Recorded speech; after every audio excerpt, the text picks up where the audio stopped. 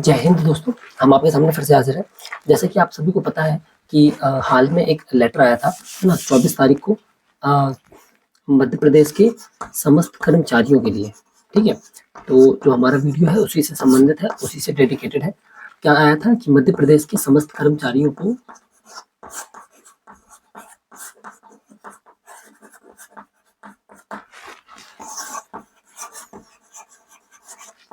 Salary package का लाभ दिया जाएगा। ठीक है, तो ये क्या होता है, ये इसके बारे में हम एक शॉर्ट वीडियो लेकर आए हैं ताकि आपको आसानी हो इसको समझने में और इसके फायदों के बारे में।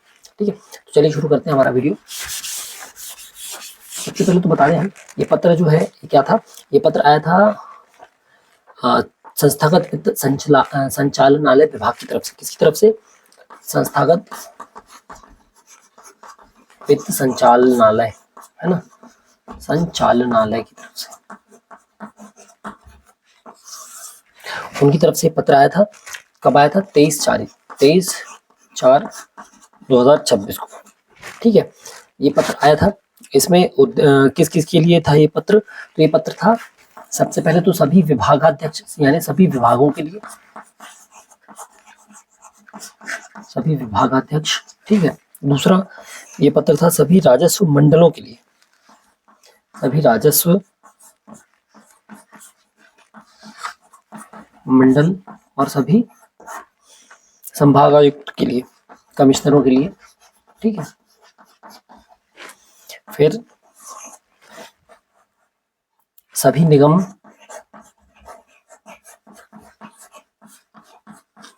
मंडल और विश्वविद्यालय के लिए। ठीक है, फिर सभी कलेक्टर के लिए,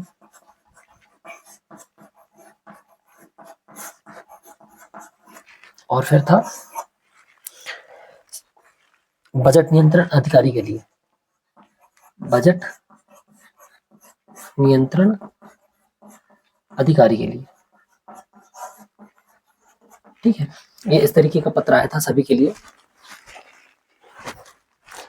उसके बाद इसमें इसका उद्देश्य क्या था? इसका उद्देश्य था कि जो राज्य शासन के जो सभी ये है विभाग है, सभी मंडल है, उन सभी के संस्थाओं के जिला स्तर के कर्मचारियों और राज्य स्तर के कर्मचारियों के लिए, यानी कि सभी शासकीय कर्मचारियों के लिए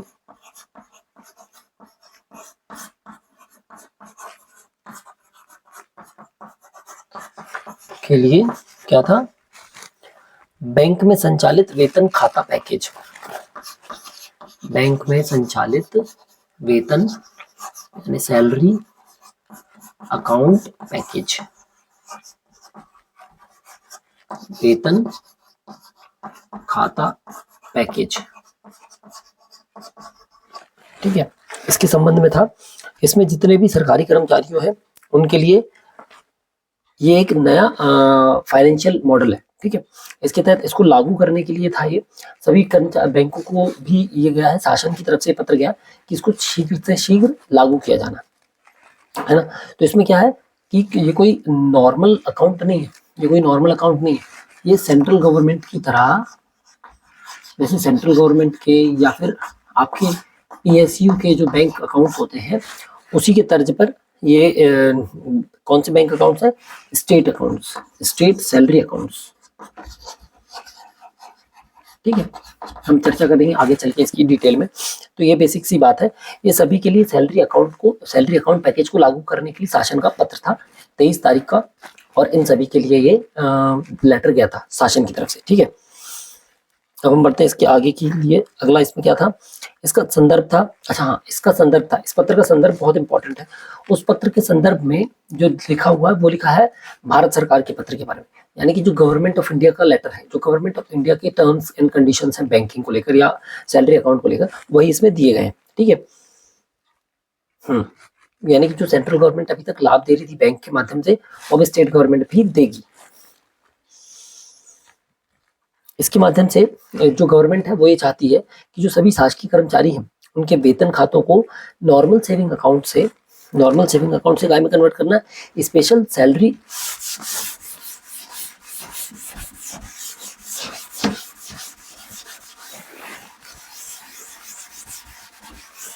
इस पत्र के माध्यम से राज्य शासन क्या चाहती है? राज्य शासन चाहती है कि जो नॉर्मल अकाउंट्स हैं उनको कन्वर्ट किया जाए किसमें? विशेष वेतन खाते में, ठीक है, विशेष वेतन पैकेज में, ठीक है, इसमें कन्वर्ट करने के लिए शासन का निर्देश है। अब सरकार अपने सभी कर्मचारियों को कलेक्टिव बैंकिंग बेनिफिट्स दिलाने के लिए बैंक से समझौता करने जा रही है। इसका मतलब है राज्य शासन बैंक से क्या करने जा रही है? MOU, मेमोरेंडम ऑफ अंडरस्टैंडिंग, जिसके माध्यम से क्या किए करेगी सरकार? शासन क्या करेगी? कलेक्टिव बैंकिंग बेनिफिट देगी।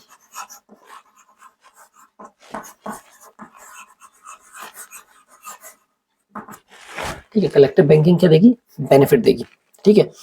जिससे क्या होगा? इससे कर्मचारियों को क्या लाभ होंगे? सबसे पहला लाभ तो होगा सभी कर्मचारियों को एक तय बैंकिंग सिस्टम के तहत सैलरी मिलेगी, एक फिक्स बैंकिंग सिस्टम के तहत सैलरी मिलेगी।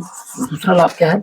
दूसरा लाभ है इसमें प्रीमियम सुविधाएं मिलेंगी जो अन्य खातों में या अन्य व्यक्तियों को पे करके मिलती हैं, वो प्रीमियम सुविधाएं निःशुल्क मिलेंगी या फिर न्यूनतम दरों पर मिलेंगी, ठीक है। इसके बाद ग्रुप बेनिफिट्स मिलेंगे, जो ग्रुप बेनिफिट्स होते हैं बैंक के वो मिलेंगे,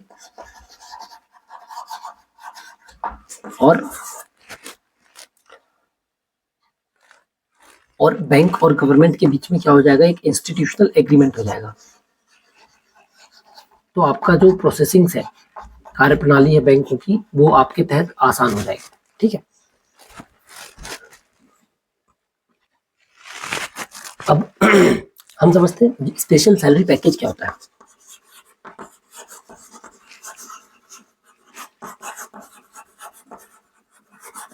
स्पेशल सैलरी पैकेज का मतलब है जो भी आपके कौन कौन से सेंट्रल गवर्नमेंट के कर्मचारी, PSU के कर्मचारी, डिफेंस के कर्मचारी और या फिर स्टेट गवर्नमेंट के जो कर्मचारी होते हैं, उनको बैंक के द्वारा क्या दिया जाता है? बेनिफिट दिया जाता है। क्या क्या बेनिफिट्स है वो हम आगे पढ़ लेते हैं।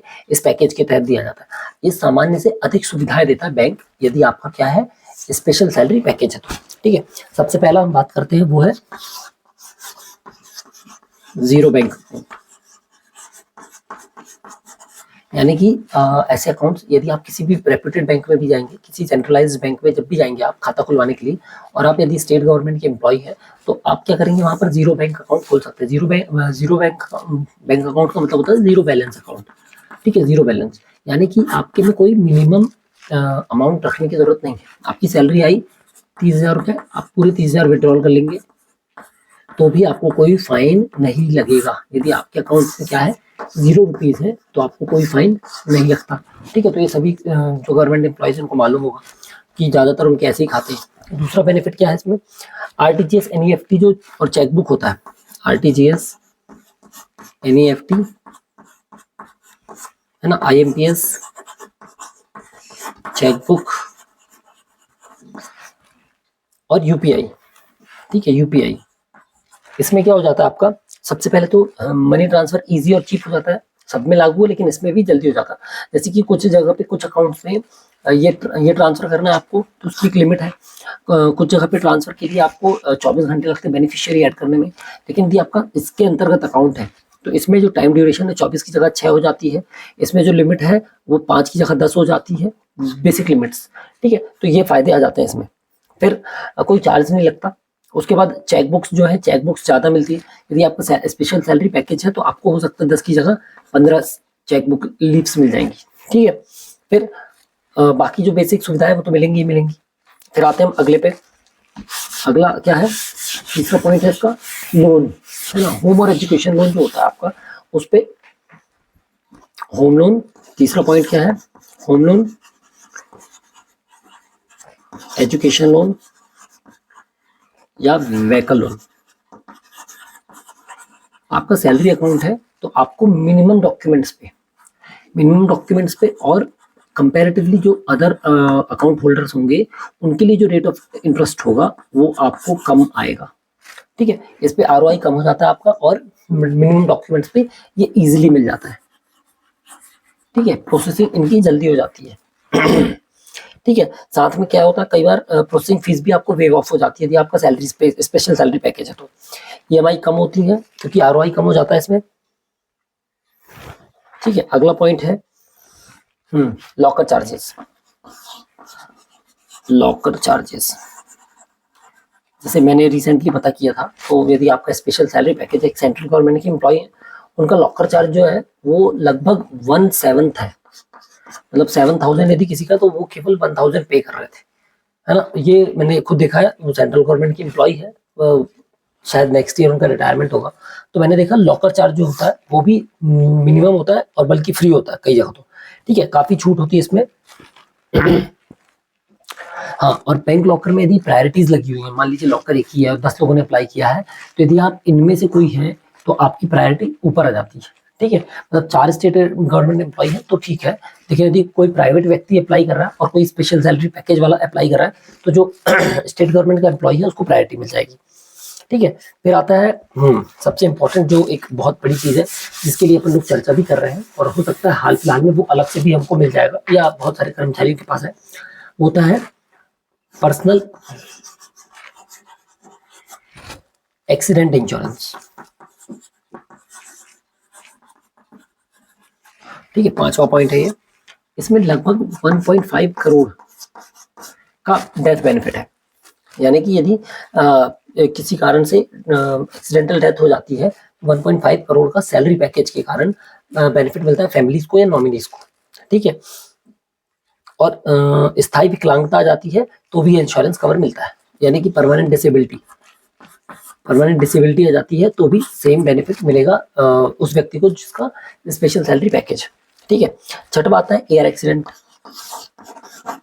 यदि एयर एक्सीडेंट है तो भी सेम बेनिफिट्स है ना। उसके बाद वो तो हमने बताया आपको कि यदि परमानेंट डिसेबिलिटी है, क्या है परमानेंट डिसेबिलिटी, है ना, पूर्णता विकलांगता या फिर आंशिक भी है, पार्शियल भी है, इसमें आ जाता है, पार्शियल भी आ जाता है, तो इंश्योरेंस कवर मिलता है या इंश्योरेंस सपोर्ट मिलता है यदि आपका क्या है salary package, special salary package है तो। फिर आता है 7th के बाद 8th पॉइंट आता है आपका टर्म लाइफ इंश्योरेंस टॉपअप। यदि आपका नॉर्मल टर्म लाइफ इंश्योरेंस है तो इसमें आपको क्या है, जो टर्म इंश्योरेंस उसमें टॉपअप मिल जाता है लगभग कितना, सैलरी पैकेज के कारण 20 लाख तक का आपको टॉपअप मिल जाता है। ठीक है, तो ये 20 लाख तक का आपको इसमें कवर मिल जाता है, प्लस जो फ्यूचर सिक्योरिटी के लिए इंपॉर्टेंट है। किसके लिए इंपॉर्टेंट है, फैमिली की फ्यूचर सिक्योरिटी के लिए इंपॉर्टेंट है। फिर आता है आपका अगला पॉइंट, 9वां पॉइंट क्या है, फैमिली हेल्थ इंश्योरेंस कवर। जैसे कि ये सारे बेनिफिट मैं जो बता रहा हूँ आपको, ये सारे लेटर में दिए हुए हैं, है ना, आप एक बार लेटर गो थ्रू कर सकते हैं। फैमिली इंश्योरेंस कवर के तहत मेडिकल जो फायदा है, मेडिकल फायदे मिल जाते हैं, जिसमें क्या कवर होता है आपका, कैशलेस हॉस्पिटल एक्सपेंसेस,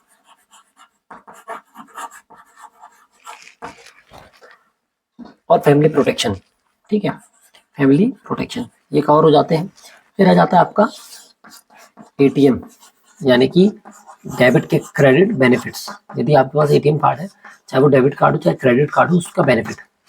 ठीक है, बहुत सारी जो है इसमें आपको, एक तो सबसे पहली चीज जो मिल जाती है स्पेशल सैलरी पैकेज का होने के कारण हायर लिमिट मिल जाती है आपको। उसके बाद एनुअल फीस नहीं रहती है या बहुत कम रहती है। ठीक है, वेव ऑफ मिल जाता है, कैशबैक ज्यादा मिलते हैं इसमें।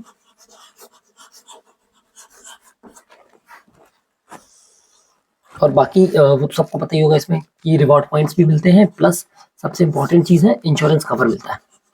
तो आप कहीं भी किसी भी क्रेडिट कार्ड लेंगे, कोई भी डेबिट कार्ड लेंगे, तो उसमें आपको एक इंश्योरेंस कवर जरूर मिलेगा यदि आप गवर्नमेंट एम्प्लॉय, कॉर्पोरेट एम्प्लॉय है तो, आपका स्पेशल सैलरी पैकेज है तो। ठीक है, तो ये हो गई बेसिक्स इसके फायदे। अब जो इस पत्र के माध्यम से गवर्नमेंट कहना चाहती है, हम उसकी बात कर ले एक बार कि गवर्नमेंट क्या कहना चाह रही है, आखिर गवर्नमेंट चाहती क्या है। तो गवर्नमेंट चाहती है पहली चीज कि कर्मचारियों को क्या मिले, कर्मचारियों को बेहतर बैंकिंग मिले।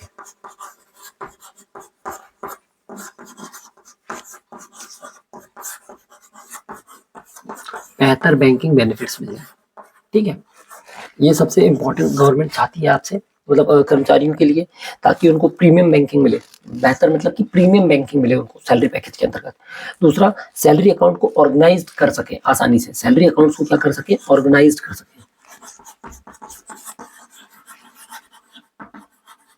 ऑर्गेनाइज कर सके जिससे क्या होगा, इंस्टीट्यूशनल बैंकिंग मॉडल जिसको हम कहते हैं, इंस्टीट्यूशनल बैंकिंग मॉडल फॉलो हो सके, ठीक है। इसके तहत क्या होता है, सारे अकाउंट्स को मैनेज करना इजी हो जाता है। एक ही जगह पे, एक ही बैंक अकाउंट में या एक ही बैंक में सारे अकाउंट्स होते हैं, तो जो ट्रांजैक्शंस हैं, प्रोसेसिंग्स हैं, वो इजी हो जाती है और सबके लिए सेम हो जाती है, ठीक है। फिर पब्लिक सेक्टर बैंक्स को मजबूत करना, जब भी सभी लोगों का अकाउंट एक ही जगह होगा, सारा सैलरी एक ही व्यक्ति के, एक ही बैंक के माध्यम से आएगा मान लीजिए, तो इससे क्या होगा, जो पब्लिक सेक्टर के बैंक्स हैं, क्योंकि सेंट्रलाइज्ड बैंक्स के लिए लागू होता है, तो जो पब्लिक सेक्टर के बैंक्स हैं वो क्या होते हैं, मजबूत होते हैं। भाई मान लीजिए 1 लाख कर्मचारी है मेरे, है ना, 1 लाख कर्मचारी की यदि सैलरी किसी XYZ बैंक में आएगी, तो वो 1 लाख लोगों का पूरा फंडिंग गवर्नमेंट किसके खाते में दे रही है, एक खाते में, मतलब एक बैंक में। अब उस बैंक से 1 लाख लोग एक साथ तो पैसा निकालेंगे नहीं, ठीक है। तो वो जो पैसा आएगा वो बैंकिंग क्या है, अपने उसमें यूज कर पाएगी, जिससे कि बैंक को भी फायदे होंगे और गवर्नमेंट को भी फायदा होगा, ठीक है। चौथा, एम्प्लॉय वेलफेयर बढ़ाना। क्या बढ़ाना, एम्प्लॉय वेलफेयर। कैसे बढ़ाएंगे एम्प्लॉय वेलफेयर, इसमें एम्प्लॉय वेलफेयर बढ़ता है, सैलरी मिल रही है, सबसे पहली चीज, सैलरी के साथ क्या मिल रहा है, हेल्थ इंश्योरेंस मिल रहा है, हेल्थ इंश्योरेंस के साथ क्या मिल रहा है, टर्म इंश्योरेंस मिल रहा है, और क्या मिल रहा है इसमें, चौथी चीज, फाइनेंशियल प्रोटेक्शन मिल रहा है, ठीक है, फाइनेंशियल प्रोटेक्शन मिल रहा है। तो ये हो गई। अगला point, banking standardisation. Banking standardisation का मतलब क्या है, एक विभाग के सभी कर्मचारियों के साथ बैंक द्वारा एक सा बर्ताव किया जाना या सबका एक सा रखरखाव किया जाना, ठीक है। तो ये इंपॉर्टेंट चीज है। अब दूसरी चीज ये है इसमें, जो एक छोटी सी कमी खलती है जब आप इस पत्र को अच्छे से पढ़ते हैं, कि इसमें सब जगह पर कहा है कि किया जाना चाहिए या होना चाहिए, तो कोई अनिवार्यता मिसिंग है इस लेटर में थोड़ी सी, कि कोई बाउंडेशन नहीं लागू कर पा रहे हैं। बैंक से केवल एक जनरल लेटर है ये, जिसमें बैंकों को भी निर्देश दिया और विभागों को भी निर्देश दिया है केवल, ठीक है, पालन करने के लिए, पर पालन भी वो नहीं है, किसी प्रकार से बाध्यात्मक नहीं है, ठीक है, निवेदनात्मक टाइप से है कि कर दीजिए, होना चाहिए, ऐसा होना चाहिए, ऐसा किया जाना चाहिए। फिर कर्मचारियों का फायदा क्या है इसमें, सबसे पहले तो शॉर्ट टर्म फायदे। शॉर्ट टर्म फायदे क्या है, शॉर्ट टर्म फायदा है आपका जीरो बैलेंस अकाउंट, ठीक है, जीरो बैलेंस। दूसरा फायदा क्या है इसका, बेटर बैंकिंग, बेटर बैंकिंग, ठीक है। फिर क्या फायदा आपका, फ्री ट्रांसफर्स, जो अकाउंट ट्रांसफर करना हो या अमाउंट ट्रांसफर करना हो आराम से और इजी हो जाता है, ठीक है। फिर चीप लोन, सस्ते लोन मिल जाते हैं आपको, EMI कम पड़ेगी, ROI कम पड़ेगा। लॉन्ग टर्म फायदे क्या है इसमें, सबसे पहले तो आपका इंश्योरेंस प्रोटेक्शन है, फैमिली प्रोटेक्शन, फ्यूचर प्रोटेक्शन जिसको हम कहते हैं, ठीक है। दूसरा है आपका मेडिकल सिक्योरिटी, मेडिकल सिक्योरिटी। और फिर अगला फायदा आपका फाइनेंशियल स्टेबिलिटी, फाइनेंशियल स्टेबिलिटी, ठीक है। तो ये होगा लॉन्ग टर्म फायदे। अब इसमें सरकार के जो सरकार को सबसे बड़ा फायदा ये हो जाएगा कि ऑर्गेनाइज पेरोल सिस्टम मिलेगा, सेंट्रलाइज्ड जो एम्प्लॉयज हैं उनकी बैंकिंग सेंट्रलाइज्ड हो जाएगी और स्मूथ सैलरी डिस्पर्सल हो जाएगा। स्मूथ मतलब कि एक ही अकाउंट है, एक ही बैंक है, एक से पैकेज है, तो ईजी हो जाता है, ठीक है, डिस्पर्सल जो होता है। बैंकों को फायदा तो सबसे बड़ा यही फायदा है कि लाखों सैलरी अकाउंट हो जाएंगे और एक बार में बड़ा अमाउंट आएगा, पूरा बल्क जो पैसा आएगा सबका, ठीक है। तो लोन कस्टमर्स बढ़ेंगे, उनके उनके जो वो है आपके क्या कहना है, स्टेबल डिपॉजिट बढ़ेगा उनका। फिर इसकी प्रोसेस अब क्या है, तो इसकी प्रोसेस सिंपली सी है कि गवर्नमेंट ने पहले तो सिलेक्टेड बैंक्स को सिलेक्ट करेगी। क्या करेगी, इसकी प्रोसेस अपन समझ लें एक बार कि आगे क्या होगा अब या क्या होना चाहिए, ठीक है। तो सिंपल सी बात है इसमें, गवर्नमेंट क्या करेगी, पहली प्रोसेस होगी, गवर्नमेंट या तो बैंक सिलेक्ट करेगी, है ना, तो चाहे वो कुछ बैंक हो या एक ही बैंक सिलेक्ट कर ले पूरा, बैंक सिलेक्ट कर लेगी। बैंक सिलेक्ट करने के बाद क्या करेगी कि बैंकों को, है ना, गवर्नमेंट क्या करेगी, सारे कर्मचारियों की सूची बनाकर विभागवार